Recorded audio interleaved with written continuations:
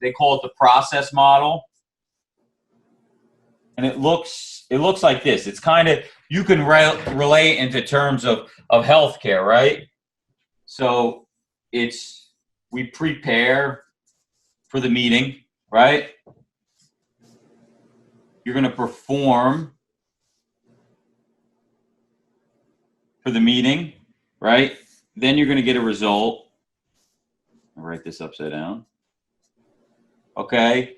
Then you're going to evaluate, right? A lot of you guys, I know we've talked about in prior sessions is are you reviewing, right? We would view hands. Like when I would lose big hands, Craig, I would always go back and review and analyze. So you evaluate the hand, right? And then you analyze it to see what you did wrong. And you start the process over again. So this is a simple way to look at it. This is the process model, they call it, is prepare for the meeting, you perform, what is the result, you evaluate what you did. Not only you evaluate, then you have to analyze it.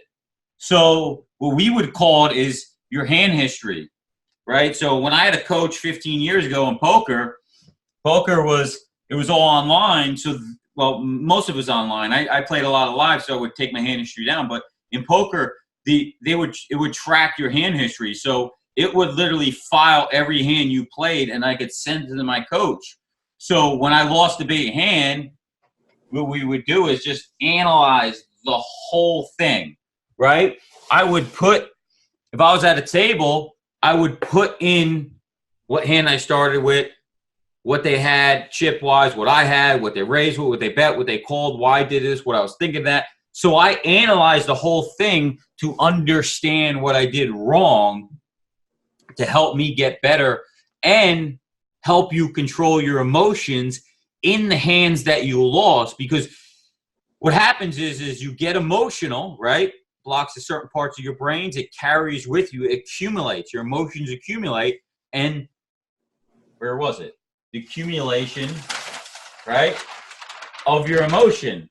Uncertainty, doubt, anxiety, fear, and phobia, and you stop doing it. You played at the bigger table, you don't want to play anymore. So you have to go through, let's say, your hand history, your appointment history to understand what you did wrong, why it went wrong, and you have to admittedly accept the fact that you did things wrong. You made a bad decision. That was a hard thing to do, Craig, when, it was difficult when my coach would review my hands and be like, what the F were you doing? And you know what you did wrong. But the key to getting better was reviewing it and training your mind not to do it again.